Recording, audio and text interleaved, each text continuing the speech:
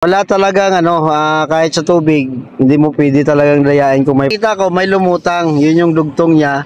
So ibig sabihin pumalya yung kanilang pabigat. Tapos may malaki, tapos may nakita kasi ako may tali.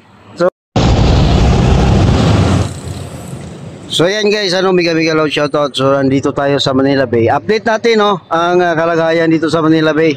Malinis na So salamat sa mga naglilinis. Malinis na nung nakaraan talagang alboroto tayo dahil ilang araw na ang basura hindi pa rin nahahakot o natitipon, pero ngayon ang linis na. Tingnan nyo naman pero isa na lang ang problema itong trash boom. Yan guys yan, sana makuha na rin ito pangit tingnan, siya na lang yung nag-iisang dyan pangit sa paningin. And of course, yung karagatan, yan maaliwalas, ang karagatan. So, post tayo, may dumating na mga chikway, So, yan ang isang pangit na lang dito tingnan, guys, Ito ang trash boom. Tingnan nyo. So, ang trash boom, ulit, ito yung sumasala sa mga basura galing sa gitna ng karagatan. So may lumulutang yan sa gitna, and then siya yung humaharang ng basura, pero ngayon siya na mismo basura na rin, di ba? So punta tayo sa Dalampasigan. Yan so sana makuha na rin to and of course nandito pala yung kanilang mga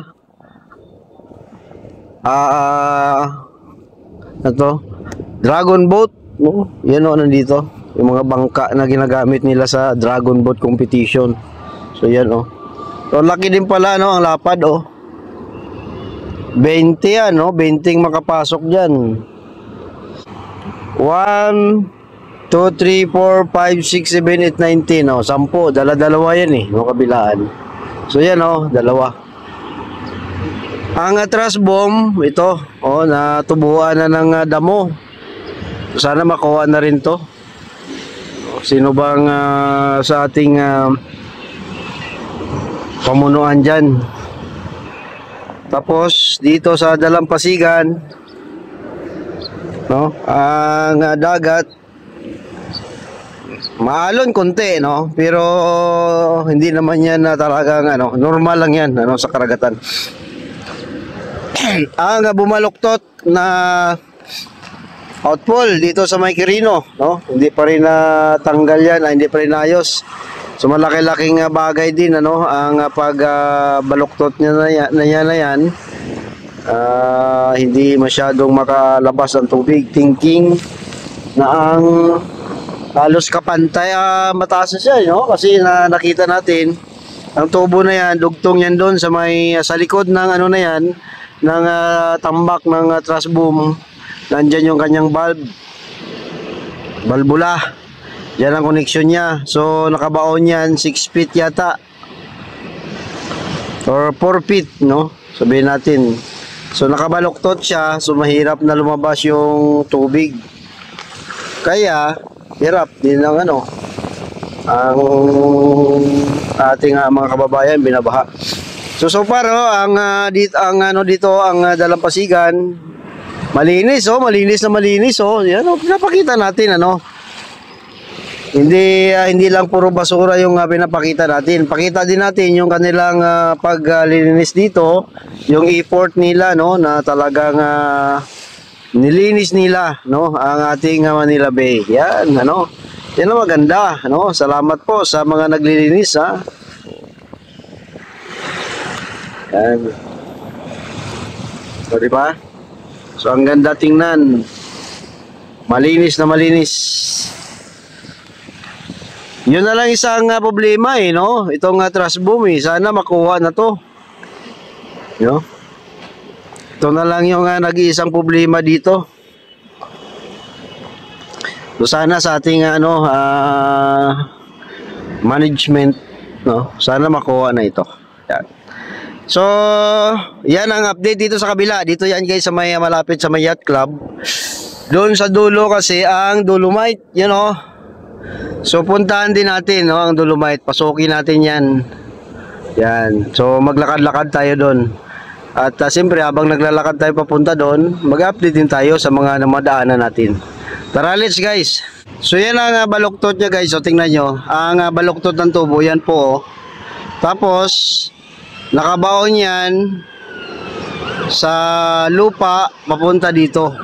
So dito sa takip na ito, itong concrete na yan, siguro mga 4 meters, no, sa ilalim nito. Nandito yung connection niya. So di ba? Napakalalim, no. So kung tingnan mo, no, malaki talaga, no, malaking bagay ang binaluktot niya. Kasi napakababa ng kanyang connection, tapos bumaluktot siya. So mahirap talaga ang paglabas ng tubig dahil yan ay gravity force lang. So maglakad-lakad tayo papunta guys sa Dolomite, ano. Sa tatlo, may souvenir shop, ang sabi nila, and then yung toilet, no.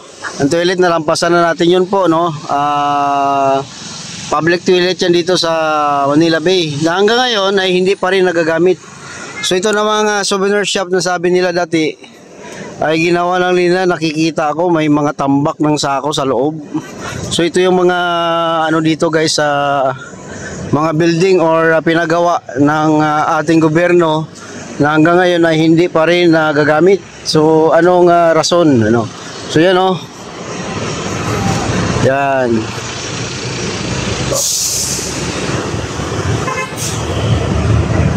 So hindi pa rin niya nagagamit hanggang ngayon. Dalawang toilet ang mandamos. Nakikita ko may nag-opisina na I don't know kung anong activity dyan. Pero yung dalawang toilet, no, ilang taon na itong Dolomite at saka yung itong Manila Bay, pero hindi pa rin niya nagagamit ang mga public toilet na yan. O diba? Yan ang ano dito. Ang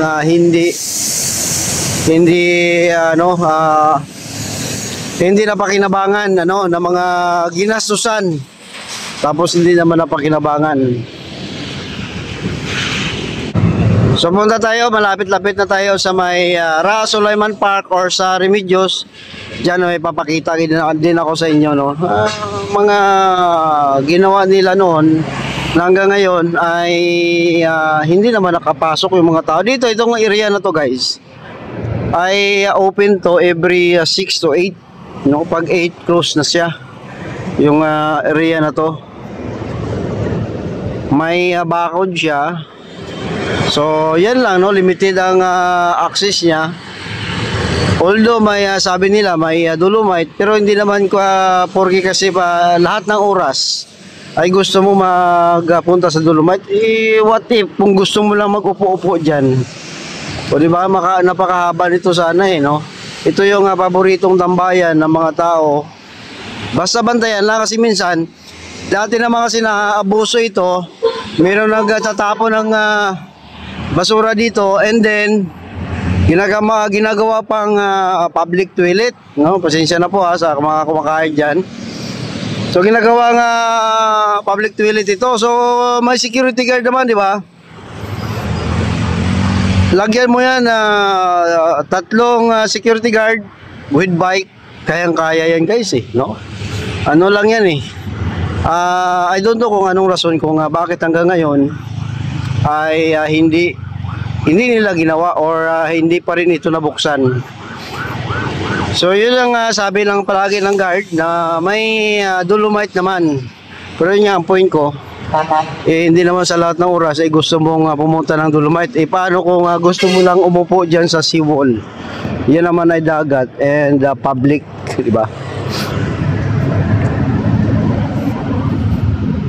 So malapit-lapit na tayo sa Remedios. No? So actually ginawa pa nila yan, yung tangke na yan sa port drum, no? Ngayon maganda, no? Maganda nga pagka-install niya, parang naging ano siya at tourist attraction. Pero ang tanong ko, anong purpose yan na bakit nakasara pa rin? O di ba? So may tangke, anong gagawin yan dyan? Tingnan lang. So dito nila kinuha yan guys, oh. Yan yung port drum na yan. Mouth of the Manila Bay. Diyan nila yan kinuha. So ngayon, yan na siya.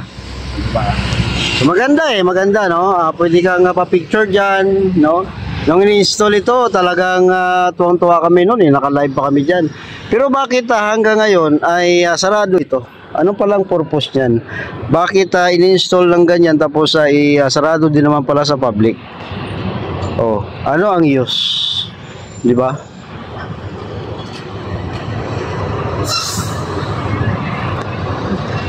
So punta naman tayo sa Dolomite, no? Sa Dolomite naman tayo. So ito na guys. Dito na tayo sa Dolomite Sand Beach. Dito na.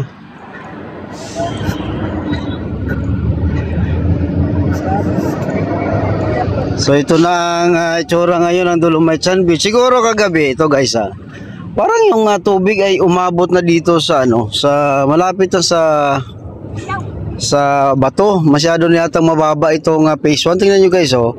Kung nakikita nyo, yung tubig or basa ay nandito na. So for the first time ko nakikita ito na umabot na dito yung tubig. Thinking ang bato nandiyan na guys, oh. Ang dati ang tubig maabot lang yan dito pag malakas na talaga, bagyo na talaga. Pero ngayon, wala namang bagyo. Pero umabot na dito yung tubig. So ibig sabihin, mababa na masyado itong phase 1, ano?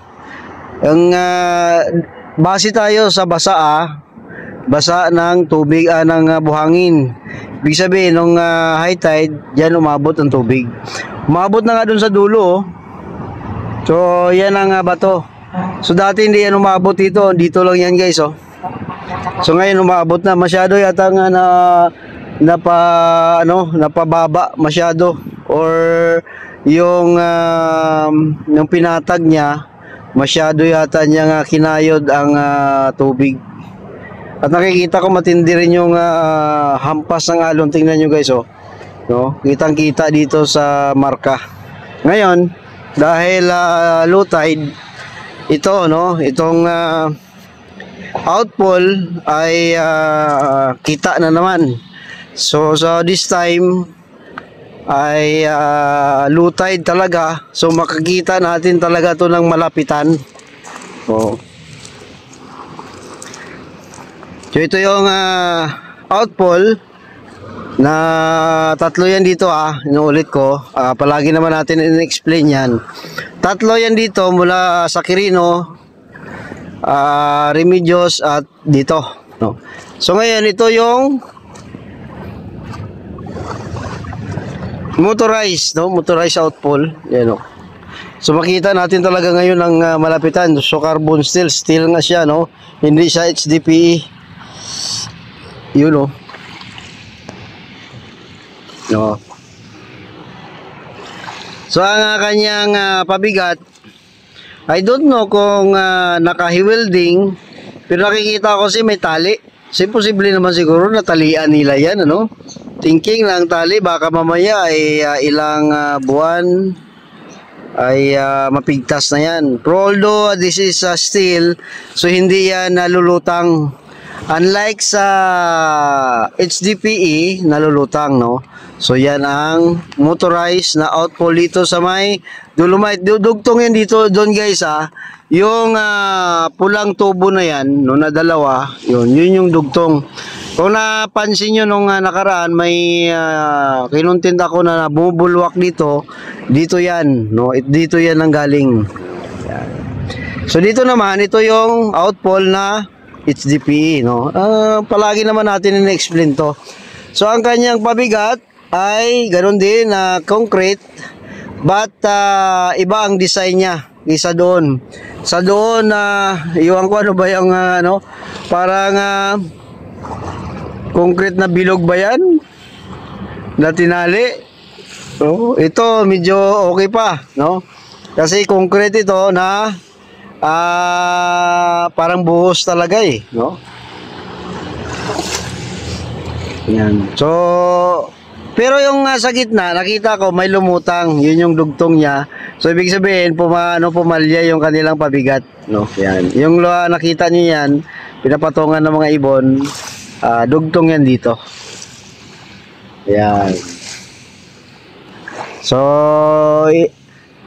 wala talagang kahit sa tubig, hindi mo pwede talagang dayain kung may project kasi makikita talaga yan. Tulad no, doon to, anong ginawa nila dyan, parang tinali lang yata, no?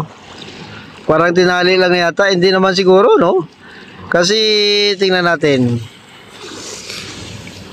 May dalawang nakabalagbag, tapos may malaki, tapos may nakita kasi ako may tali. So, anong ibig sabihin ng tali? So, baka tinalian ng nila. Yan. Yan. Pero, sigurado naman yan. At thinking na ito ay carbon steel. So, hindi naman yan lulutang. Steel naman yan eh. Pero dapat may pabigat pa rin siya kasi baka tangayin ng alon. No? Malakas yung alon. Hindi mo basta-bastahin yung alon. Yeah. So yan ang update dito guys sa Dolomite, no, mula sa Quirino hanggang dito, at yung kanilang Manila Bay Rehabilitation Program boat nandiyan, no? So yan ang ginagamit nila tuwing may activity sila, no, sa dagat, no? Yan, dalawa. And then, yung mandamos, ang mandamos naman ay nakikita ko may naka-opisina na dyan. And then, yung public toilet, no, nasabi natin na mga ilang taon na, malapit nang mabulok yan, ay hindi pa nagagamit ng tao. So, yun yung sabi ko, no, na ginastusan, pero hanggang ngayon, hindi pa rin nagagamit. So, siguro, kailangan nila explain, Yan guys, yan naman guys, siguro, ako kinontent ko lang para baka na overlook lang or nakalimutan na ng management dito na may dalawa pa lang toilet na ginastusan tapos hindi pa nagagamit. Or maybe anong istorya niyan, baka hindi pa nabayaran kaya hindi pa rin pinagamit sa public. Pero dapat kung ikaw contractor niyan, ay kailangan bayaran din nila kasi ang kontraktor may binabayaran din na tao yan. Pero dapat dahil na nagastusan na, dapat napakinabangan na ng tao. Ano pa bang hinihintay? Bakit hindi nagagamit? Kung may problema man din i-solve nila, no? Hindi yung nakatingga din na sa pagdating ng panahon nasisira yung facility, no, di ba? Yan guys, ang update dito. Salamat po. Mag-ingat po tayo. At mabuhay po tayong lahat. Paki-click like and subscribe po, no, sa ating channel sa hindi pa naka-subscribe dyan,